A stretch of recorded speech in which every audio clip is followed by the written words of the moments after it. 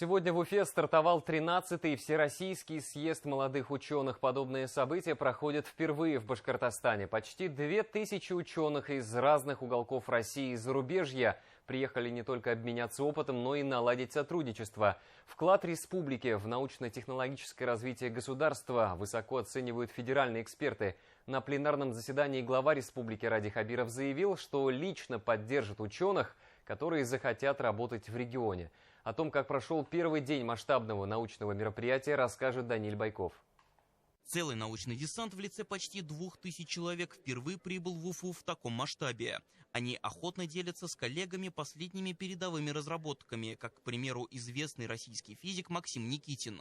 Вместе с соратниками он разработал микроскоп, который способен до мельчайших подробностей распознать раковые клетки. Он отфотографирует все, и пользователю просто предоставит итоговые данные, поэтому это важно не только в науке, но и очень важно потенциально в медицине. Максим Никитин – лауреат Государственной премии России и президента страны за создание наночастиц, которые выявляют раковые клетки из-за открытия механизма хранения и передачи данных в ДНК.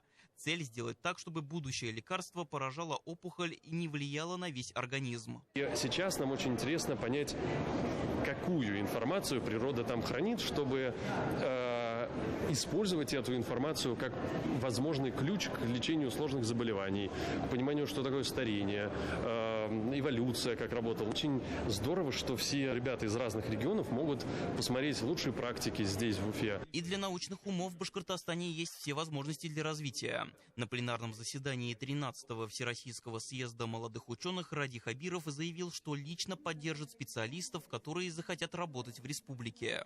На вас всех гляжу, я бы сказал, знаете, с таким вожделением. В плане, что столько талантливых людей, вот наша республика активно развивается, экономика развивается, наука развивается. Поэтому если кто-то, вот, побыв здесь 3-4 дня, примет решение в Башкортостане остаться, пишите прямо мне сразу, я лично...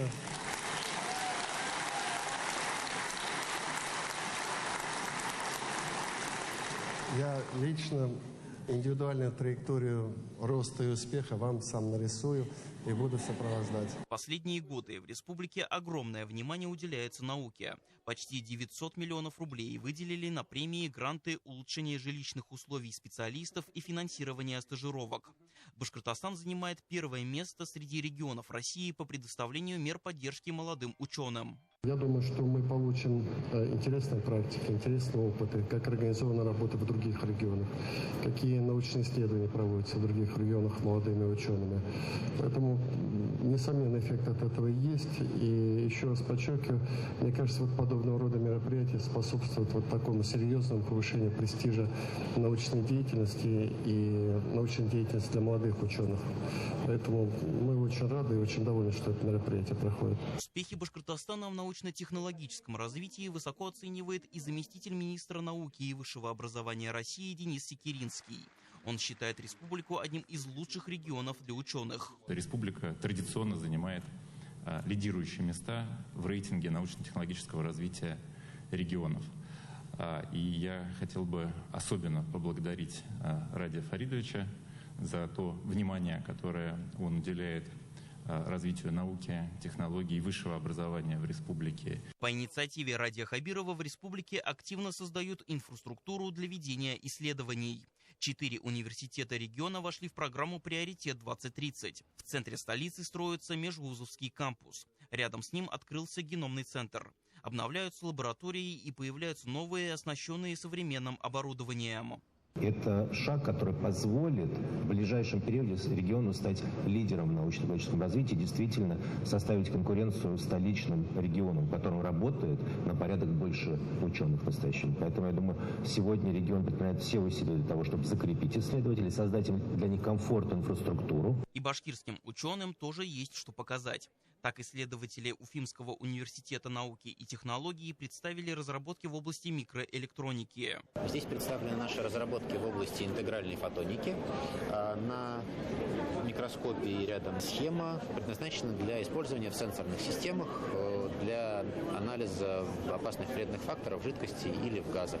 То есть это, по сути, новое направление. Инновационное изобретение показали инженеры Университета науки и технологий МИСИС из Москвы. А это первый биопринтер российского производства. С помощью него можно печатать щитовидную железу мыши или даже регенерировать барабанную перепонку человека. Сам процесс печати, который занимает около 7 секунд.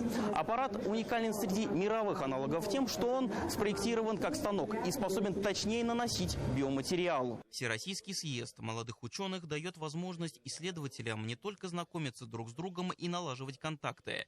Это идеальная площадка для того, чтобы научные умы России делились идеями с бизнесом и заказывали новые приборы, микроскопы и все то, что поможет новым открытиям.